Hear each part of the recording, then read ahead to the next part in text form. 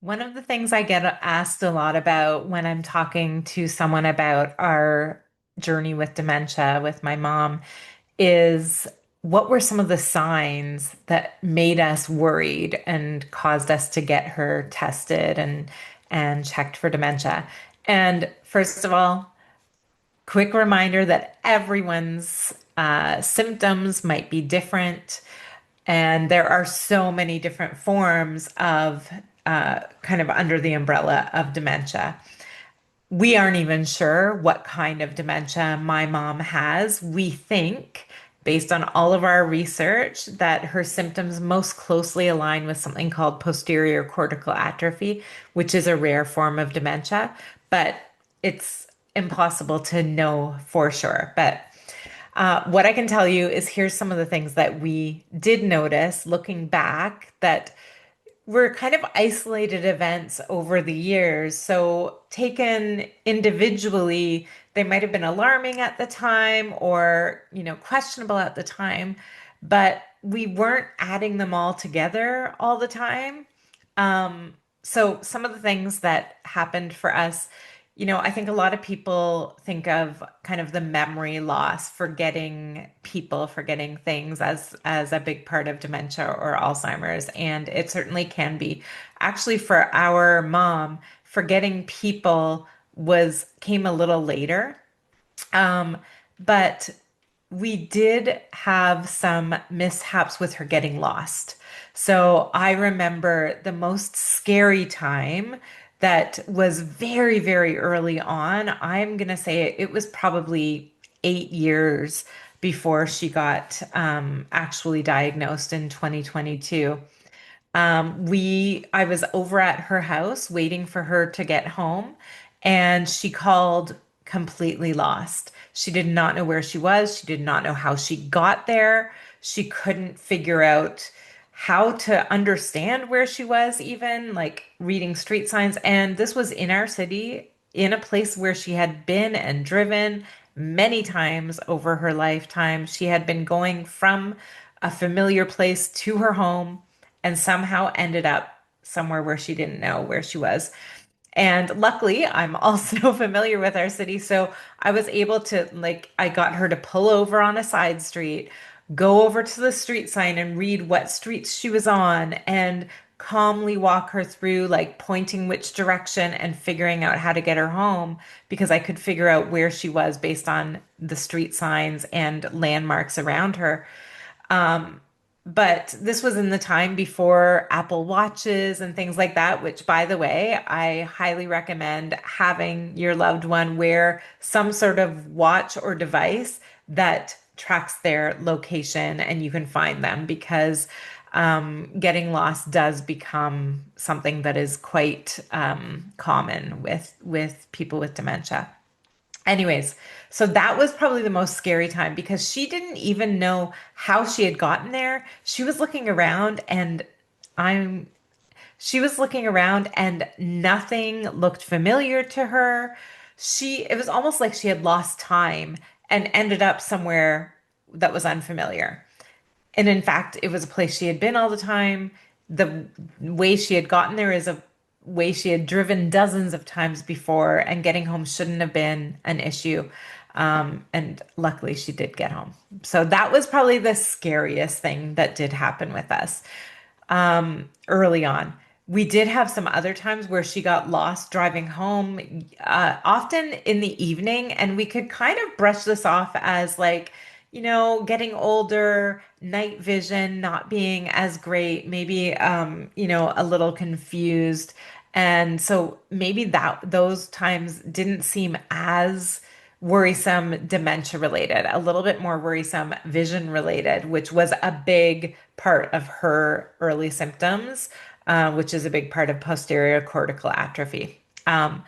We did have some missed appointments, like showing up a day early for a dentist appointment or missing a pedicure appointment, those kinds of things.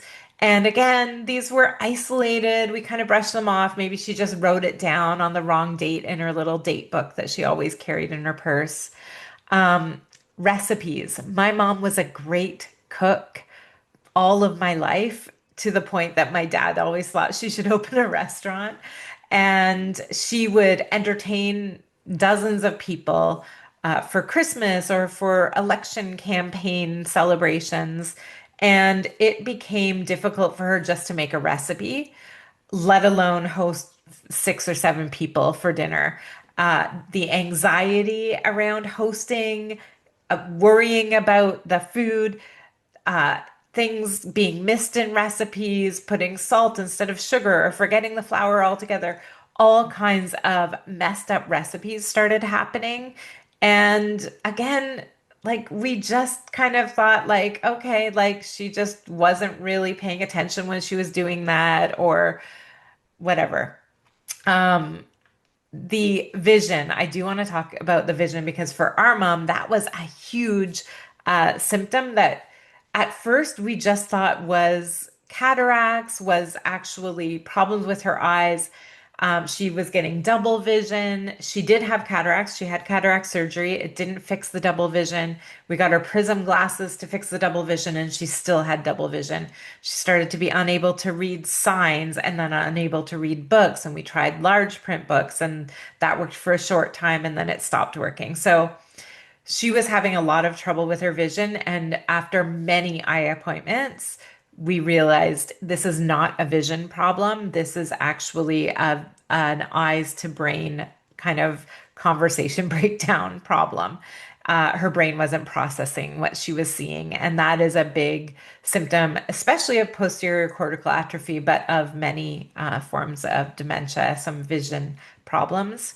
Um, she would forget the rules of games that we had played for years and years, some of her favorite games. We were always a family that played a ton of games, and we would get together and she would go, "How many cards do you get to start this?" Or "How many points do you need to be out on the board?" And these were her favorite games that she had taught us that we had played for years and years.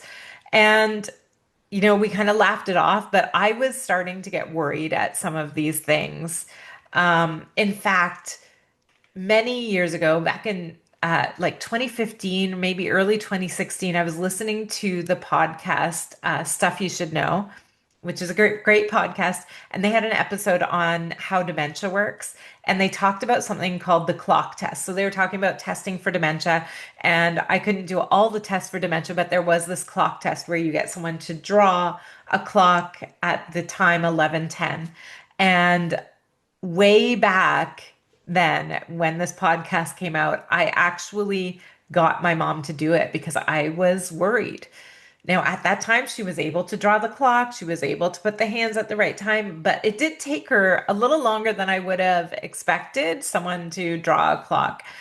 So while that more moment, my worry about it was definitely a sign. I should have trusted my instincts, and I say should have. I don't know if it would have made any difference if we got her diagnosed early, because there isn't much you can do for dementia. Now there are some drugs that might be able to slow down the progression, but really, I'm not sure it would have made a difference. But we would have known earlier. But that moment was probably a sign. I was definitely scared. I wanted not to be scared. And again, we were able to kind of go, okay, like she could do it. So maybe no worries. Now, if I showed you the clock that she's drawn now, I'll stick it up here, her most recent clock, and you will be shocked that that even could be mistaken to be a clock. She can't do this at all anymore. And we're now 3 years into her official diagnosis. And then the other things were kind of decision, judgment, and travel related. So for me, my mom was always my travel partner. We've been to China, New York City, Florida, islands, um, Paris, Florence, all these different places together traveling. And our last real trip that we took was probably about 5 years before her diagnosis, 5 or 6 years. And we went to Florence and Paris, and my mom said, I really want to see the Eiffel Tower. And I was like, cool. Booked a hotel near the Eiffel Tower, could see it every day. What else do you want to do in Paris? or in France or in Florence. And my mom could not think of a single thing. She kept on just saying, I'll have to think about it. I was giving her options. Here's all the different things we could do. What are you interested in? Do you want to do museums? Do you want to do more nature? Do you want to history? What kinds of things? Cultural, what do you want to do? She could not decide anything. So we went on this trip and I would ask her every day, like, what do you want to do today? We could go to here, we could go there. Could not make a decision. So I finally just said, okay, this is what we're doing today. And she was so happy to just have me make the decisions. And maybe that's normal for some people, but my mom is a very organized, like planful person, more planful than me. So to have her not even be interested in making a plan, not think about a plan, not have a plan, not be interested in taking part in the plan was very strange. The other thing that was happening while we were traveling is that she wasn't keeping her head up. And at the time, I was getting frustrated with her, going like, look around. We are in the most beautiful cities in the world, Paris, Florence, Italy, and there's history and culture and art everywhere. And she was looking down at the ground all the time. And I kept on being like, Mom, take a look. Look at this beautiful cathedral, this beautiful artwork.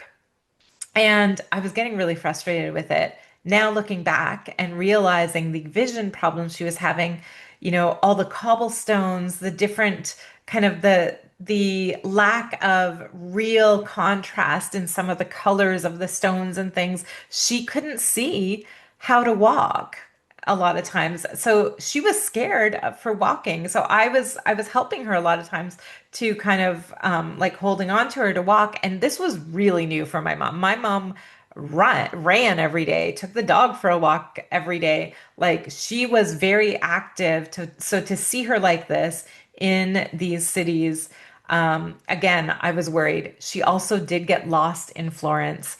Um, I had one direction for her: walk out of our Airbnb and turn right on the main street, and I will meet you on that main street. She turned left. And I ended up running through local areas of Florence and finally did find her deep in local Florence. And that was extremely terrifying to be lost in a place where no one spoke her language. I knew how terrified she would be, and she was extremely stressed when I found her, but I did find her. Again, Apple Watch, some kind of tracker for your loved one. So those are some of the things, like lack of being able to make decisions or judgments, unable to make plans, unable to follow recipes, unable to remember directions, or how to play games, and vision problems. Those were some of the first things that we started noticing. As time went on, there were things like obsessions, needing to know how much money was in the bank, wanting to look at it all the time. Um, there were, difficulty with using a remote control, figuring out that, and then, of course, asking the same question over and over. Those are some of the more common, but those are some of the earlier signs that we missed, and perhaps that'll help you to, consider doing the clock test, going to the doctor if you're starting to notice some of these things that are happening occasionally. Dementia is a horrific journey, and we've learned a lot. So, yeah, follow, and we will be sharing tips, tricks, and experiences all the time. I hope that it helps someone.